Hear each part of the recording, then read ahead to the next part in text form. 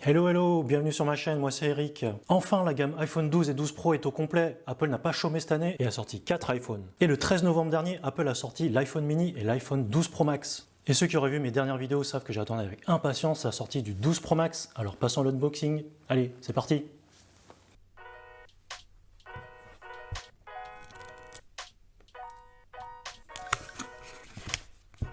Cette année, les boîtes en France sont blanches, car pour des raisons écologiques, économiques, Apple a décidé de ne plus fournir de chargeur, mais il est contraint par la législation française de fournir un kit piéton qui se trouve au fond de cette boîte. Voilà la boîte de l'iPhone qui, pour le coup, est 2 fois moins épaisse que les années précédentes, et Apple y gagne donc en termes de logistique.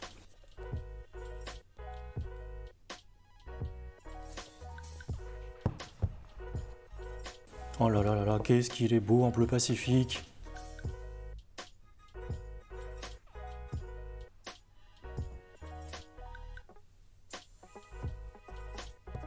On y retrouve un câble USB-C Lightning,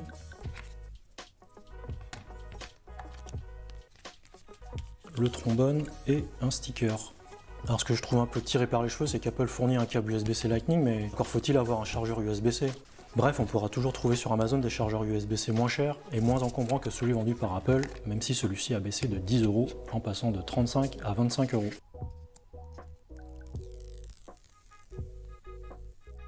On n'avait pas revu ce design sur un iPhone depuis la sortie de l'iPhone 5S en septembre 2013 ou plus récemment sur l'iPhone SE de première génération en 2016. Ici on a une comparaison de l'iPhone SE de 2016 et le fameux iPhone 7 reconditionné de ma précédente vidéo. On aura donc un dos en verre mat, mais le contour est brillant en acier inoxydable chirurgical et pour le coup il attrape beaucoup les traces de doigts. Enfin moi j'aurais préféré quand même un contour mat comme sur les iPhone 12.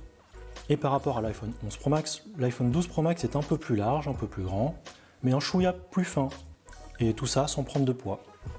Alors en main, moi je trouve qu'il fait un peu plus épais, dû aux surfaces planes, car il y a plus de surface en contact avec la main, alors qu'avec le design arrondi, on n'avait pas cette sensation de tenir une brique, mais plutôt une savonnette.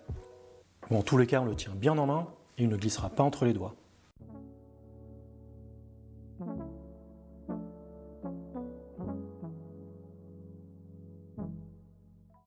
Il dispose donc cette année d'un écran OLED Super Retina XDR de 6,7 pouces. C'est 0,2 pouces de plus que l'année dernière. L'écran est doté d'une protection Ceramic Shield 4 fois plus résistant aux chutes. Mais au prix que ça coûte, je vais m'empresser de le protéger avec une coque et un verre trempé. Il a aussi un indice de protection IP68. Cela veut dire que l'iPhone pourra supporter une immersion jusqu'à 6 mètres de profondeur pendant 30 minutes.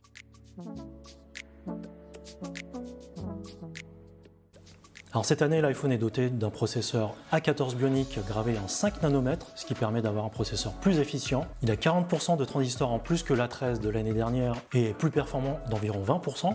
Il dispose de 6 cœurs composés de 2 cœurs haute performance et 4 basse consommation. Le GPU, lui, dispose de 4 cœurs de nouvelle génération. Il y a un bond au niveau du machine learning qui passe de 8 à 16 cœurs. Ce processeur, couplé aux algorithmes pour le traitement d'images et aux améliorations des capteurs photos, on sera en mesure de prendre des photos en Deep Fusion, en mode nuit, en mode HDR, en mode portrait, de nuit, et on pourra filmer jusqu'en 4K 60 images par seconde en HDR Dolby Vision.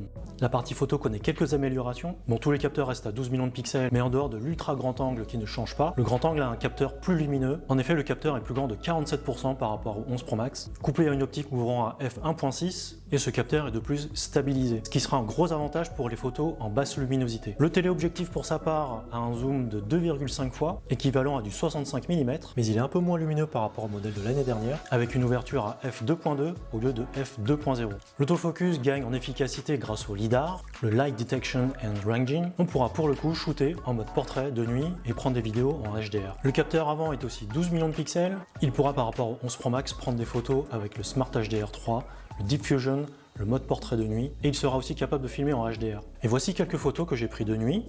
On voit qu'avec l'éclairage urbain, les 3 capteurs se débrouillent très bien.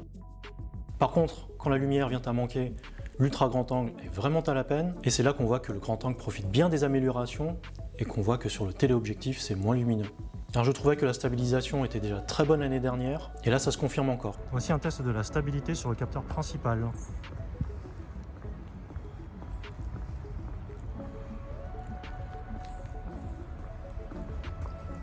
Là en courant.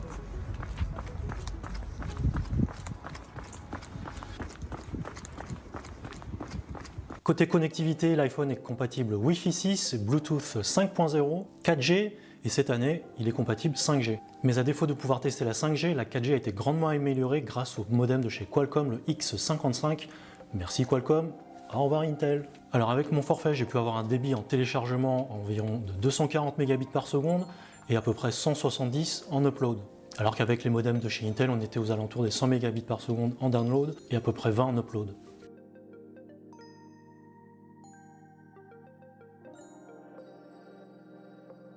Les haut-parleurs sont toujours en stéréo et je voulais vous donner un petit aperçu de leur puissance, mais alors j'espère que Pepe Garcia ne va pas regarder cette vidéo parce que ça dépend bien évidemment du micro qu'on utilise pour capter le son et il y a aussi la compression de YouTube. Mais voilà ce que ça donne.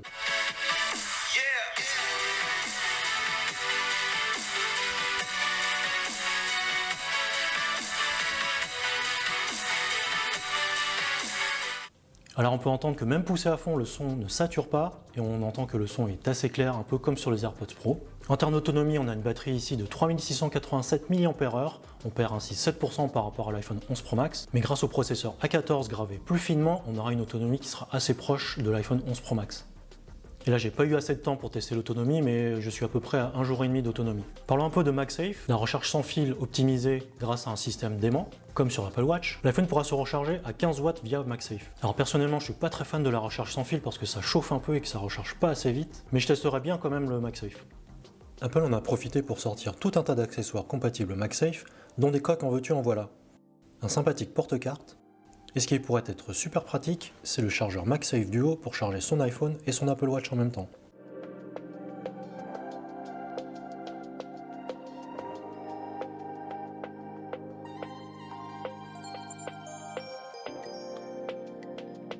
On arrive à la conclusion de cette vidéo et pour qui est destiné l'iPhone 12 Pro Max? Alors cet iPhone 12 Pro Max est destiné aux passionnés ainsi qu'aux pros qui souhaitent avoir l'iPhone le plus grand, le plus autonome, avec des capteurs photo améliorés, avec la possibilité de prendre des vidéos en 4K 60 images par seconde en HDR Dolby Vision, et des photos en Apple ProRAW, un meilleur débit 4G et de la 5G pour le futur.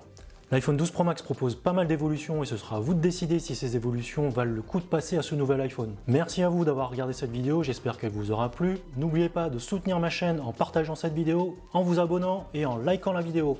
Sur ce, je vous dis à la prochaine. Allez, salut!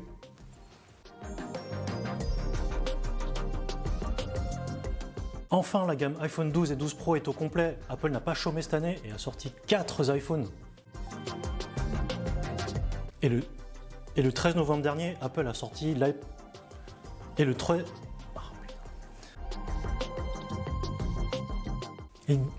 Il dispose de 6 cœurs. Il dispose de 6 cœurs. Et aux améliorations. Et on pourra filmer jusqu'en 4K 60 images plus. Et on pourra filmer en. Les haut-parleurs sont toujours stéréo, alors je voulais vous donner un petit aperçu, mais alors j'espère que Pepe